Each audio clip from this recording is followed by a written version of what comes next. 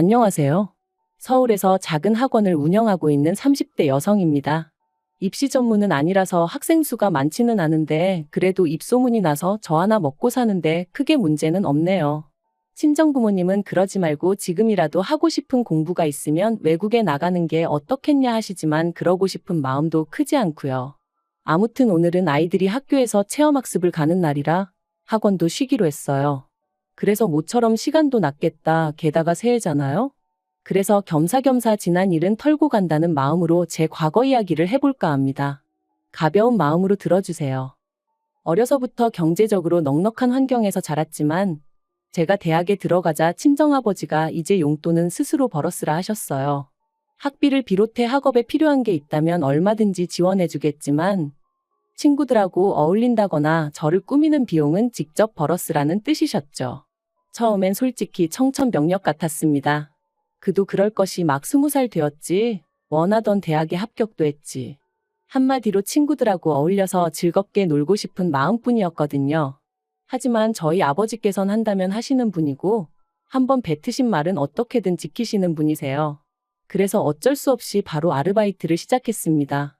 다행히 친구의 소개로 바로 과외를 할 수 있었죠. 그런데 그렇게 과외를 해보니까 가르치는 일이 제 적성에 맞더라고요. 그래서 아예 그 길로 진로를 잡고 대학교 2학년 때부터는 학원에서 일을 시작했습니다. 참고로 주변에서는 그럴 것 같으면 차라리 임용고시를 보는 게 어떻냐 하기도 했지만 저는 언젠가 제가 하는 일을 사업화시키고 싶은 욕심도 있었기에 학원으로 노선을 잡았던 거예요. 그런데 어느덧 세월이 흘러 제 나이 33이 되었을 때 소위 사람들이 말하는 현타가 왔습니다. 주변을 둘러보니 어느새들 그렇게 결혼하고 애 낳고 참고로 시집 안 간 친구들도 많았지만 저는 비혼은 생각해 본 적이 없었기 때문에 그런 친구들은 별로 눈에 들어오지 않았네요. 아무튼 그때 친구 중 하나가 자기는 자기 남편을 결혼정보회사를 통해서 만났다며 저도 그런 회사에 한번 등록을 해보면 어떻겠냐대요. 그러면 쓸데없이 시간 낭비는 안 해도 된다면서 말이죠. 그리고 그땐 그 친구가 저를 소개하면 소개비를 받는다는 건 꿈에도 상상을 못했기에 그저 친구가 정말 저를 걱정해서 해주는 말이라고 생각했어요. 그래서 친구만 믿고 친구가 소개하는 회사에 등록했습니다.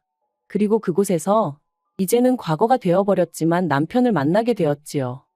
첫 만남에서 제가 10분 일찍 약속 장소에 도착했는데 남편은 저보다 더 일찍 나와 있었어요. 별거 아닌 것 같았지만 기분은 좋대요. 뿐만 아니라 저는 취미로 기타를 치곤 했는데 남편이 기타에 대한 지식이 해박하더라고요. 이때만 하더라도 업체를 통해 남편이 미리 제 취미 생활을 알고 나왔을 줄은 꿈에도 생각을 못했어요. 그저 저랑 관심사가 비슷하고 그래서 그쪽으로 아는 게 많은 거라고만 생각한 거죠. 아무튼 덕분에 식사하는 내내 대화가 끊이질 않았으니. 그리고 그날의 호감이 만남으로 이어져 저희는 결혼까지 약속하게 되었습니다. 그런데 결혼식까지 딱 2주를 남겨놓은 시점에서 남편이 미안하다며 충격적인 이야기를 꺼냈어요. 그건 바로 남편이 저와 상의도 없이 주식을 해서 결혼자금으로 준비해놨던 1억을 전부 날렸다는 거였죠. 처음엔 멍했어요. 방금 내가 무슨 이야기를 들은 건가? 현실감이 없었다고 해야 할까요? 제가 도대체 무슨 생각으로 그런 거냐고 화를 냈더니 그래도 자기가 남잔데 반반 결혼은 좀 모양이 빠지는 것 같아서 그랬다는 거예요. 어이도 없고 황당해서 뭐라고 할 말도 마땅히 떠오르지 않을 정도였습니다. 유치하고 단순한 남편의 사고방식에 정말 크게 실망하기도 했고요. 하지만 결론부터 말하자면 파혼은 하지 못했어요. 가족, 친구, 지인들은 물론이고 제 수업을 듣는 학생들까지 모두가 제가 결혼한다고 알고 있는데 어떻게 파혼 이야기를 꺼내야 할지 생각만 해도 눈앞이 캄캄했거든요. 그래서 너무나 한심한 결정이었지만 그냥 안고 가기로 했네요. 사람이 살다 보면 실수도 할 수 있는 거고 범법 행위를 한 것도 아니니 돈이야 다시 벌면 되니까 사람의 됨됨이만 보자, 마음씨만 보자. 나름대로 어떻게든 합리화를 시키면서 저 편한 대로 생각하기로 했던 거였죠.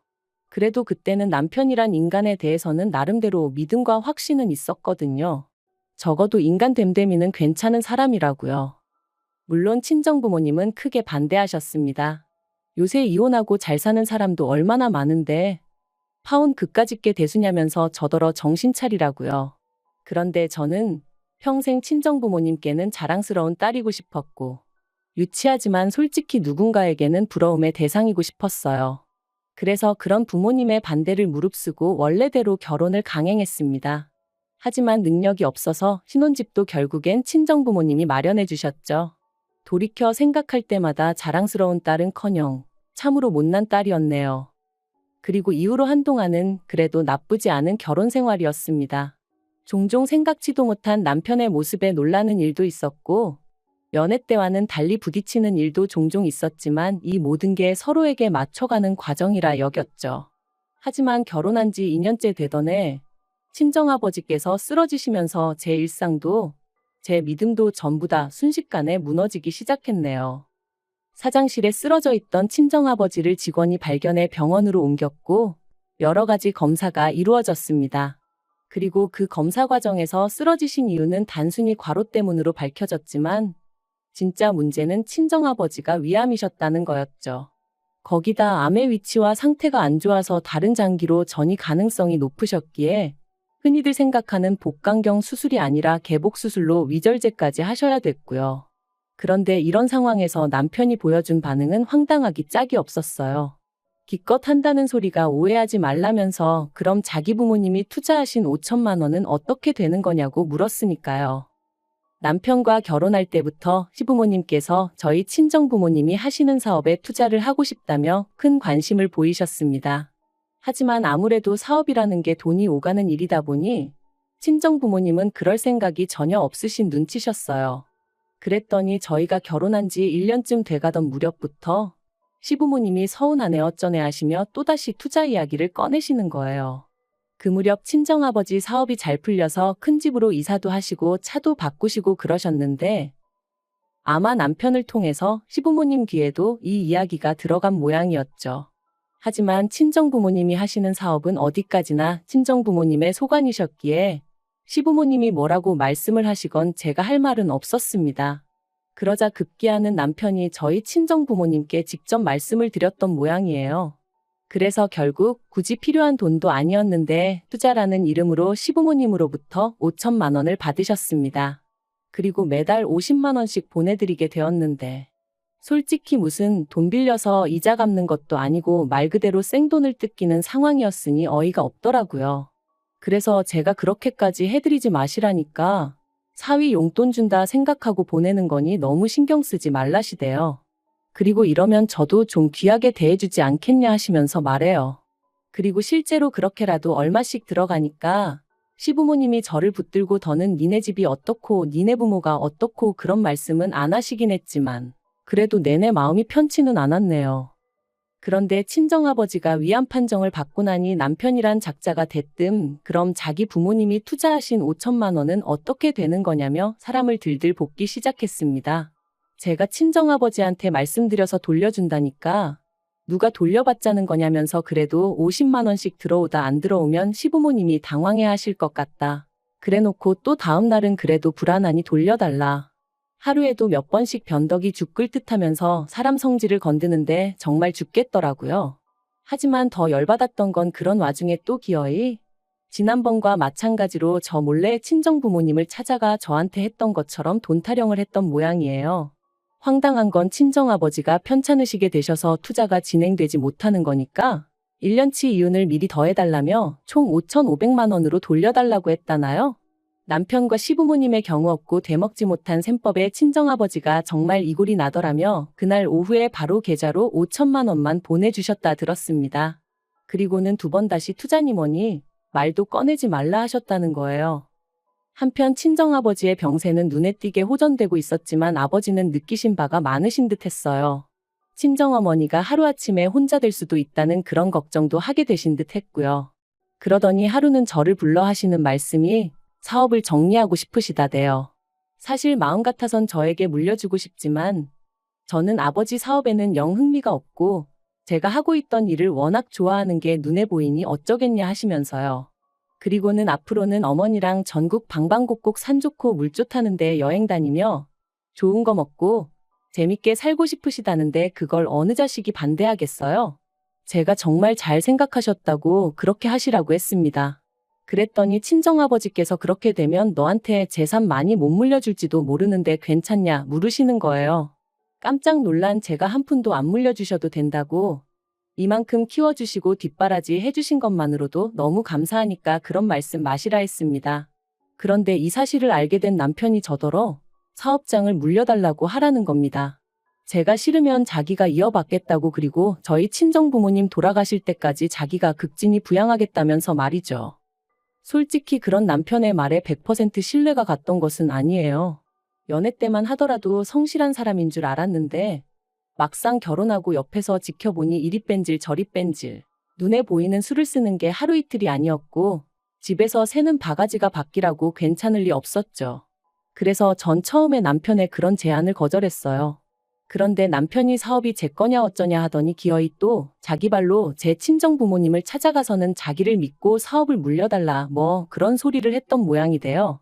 그리고 사업 접기를 영 아까워하시던 친정아버지께선 애걸복걸하는 남편이 나름대로 어떤 대안책처럼 느껴지셨던 건지 친정아버지께서 남편에게 다니던 회사 2주 안에 정리하고 출근하라 하셨다는 이야기를 들었을 땐 정말 뒷목 잡고 쓰러진다는 게 이런 기분인가 싶더라고요. 그런데 더 황당한 건 그렇게 남편이 제 친정아버지 회사에 출근을 시작하고 나서 어머님이 하신 말씀이었습니다. 다 키워놓은 아들을 저희 집에서 가로채 갔다며 속상하네 억울하네. 게다가 주변 친척분들에게는 저희 친정아버지 사업을 남편이 물려받기로 다 얘기가 되었다며 아들 없는 저희 집에서 횡재했다 그런 식으로 말씀을 하고 다니셨더라고요. 그런데 솔직히 남편이 일이나 잘했으면 모르지만 그것도 아닌 듯 했습니다. 친정아버지께서 저더러 너는 네 남편이랑 얘기하다 보면 속 안 터지냐 하시는데 그 한 문장에서 정말 많은 게 느껴졌을 정도니까요. 그래서 제가 왜 그러시냐, 무슨 일이라도 있었냐니까. 일을 시키면 배워서 할 생각은 안 하고 어떻게든 요령 피울 궁리만 한답니다. 그래서 누가 뭐라고 좀 하면 남자가 돼가지고는 텃세를 부리네 어쩌네 하면서 꽁에 있고 직원들이 사장사위가 벼슬이냐 그 비위도 맞춰야 하냐며 원성이 자자하다대요. 그리고 그날 밤 퇴근한 남편을 붙들고 회사 생활은 어떠냐 했습니다. 그러니까 기다렸다는 듯이 뭐 자기가 이렇게 지켜보니까 회사 돌아가는 방식의 문제가 한두 가지가 아니라는 거예요.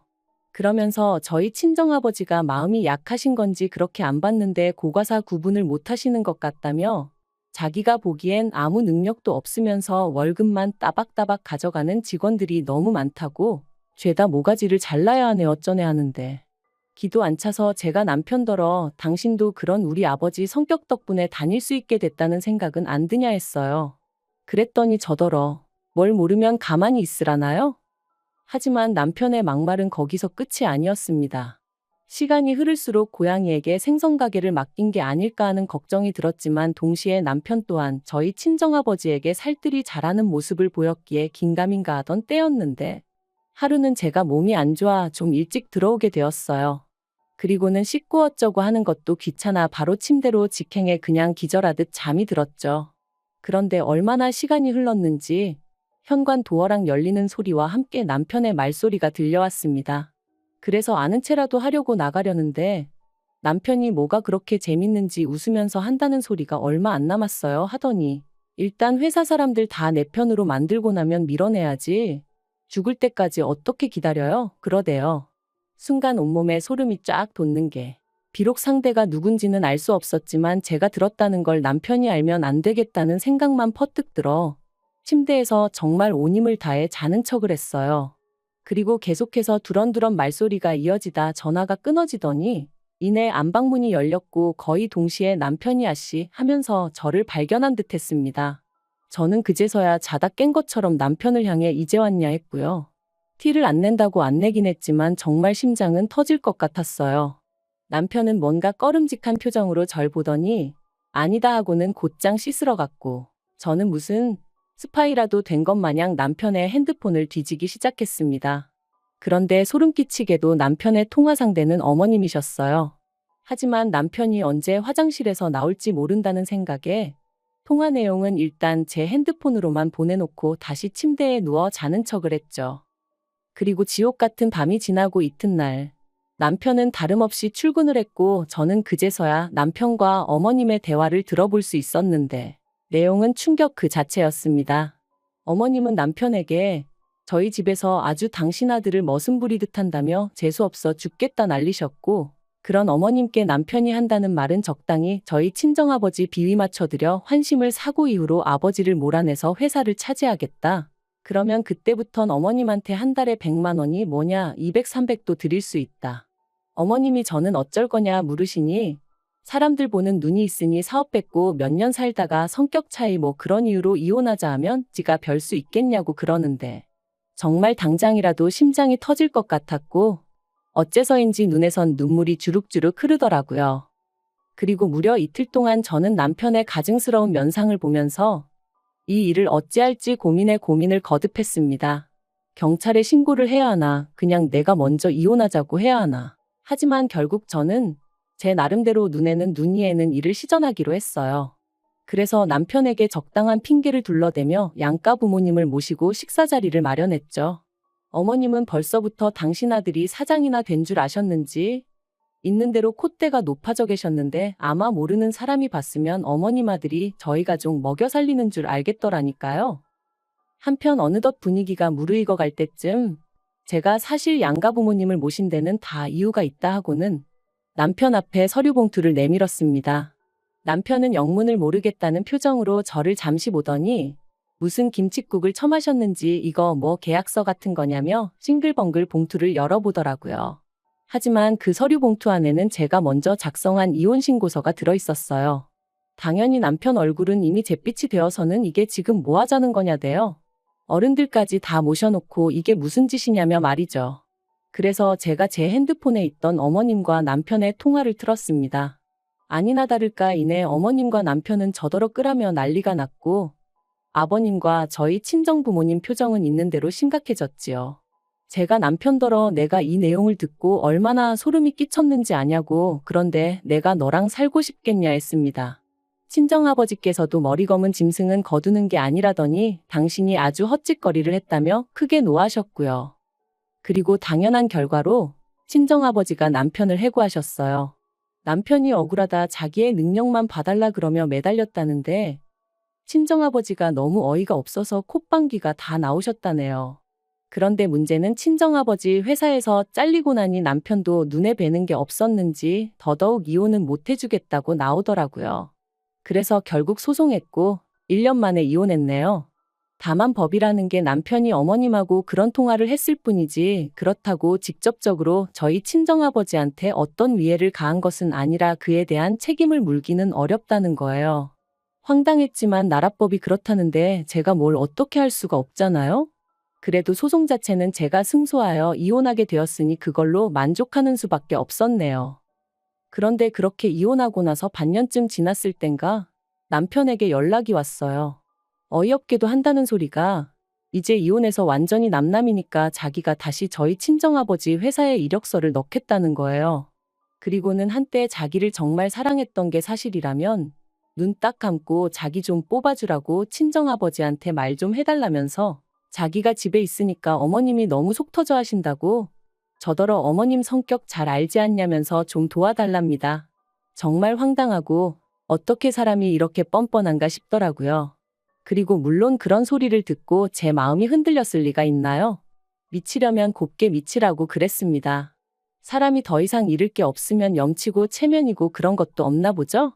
정말 사람 달리 보이더라니까요. 뭐 어쨌든 지 인생 시궁창처럼 살든 말든 제 알바는 아니니 더는 연락 같은 거 안 해줬으면 좋겠네요. 당분간은 뭐가 됐건 간에 저 스스로 제 자신을 돌보며 지낼 생각입니다. 사람 보는 눈도 좀 기르고요. 그리고 그렇게 건강히 지내다 보면 또 어떤 식으로든 행복이 찾아와 주겠죠?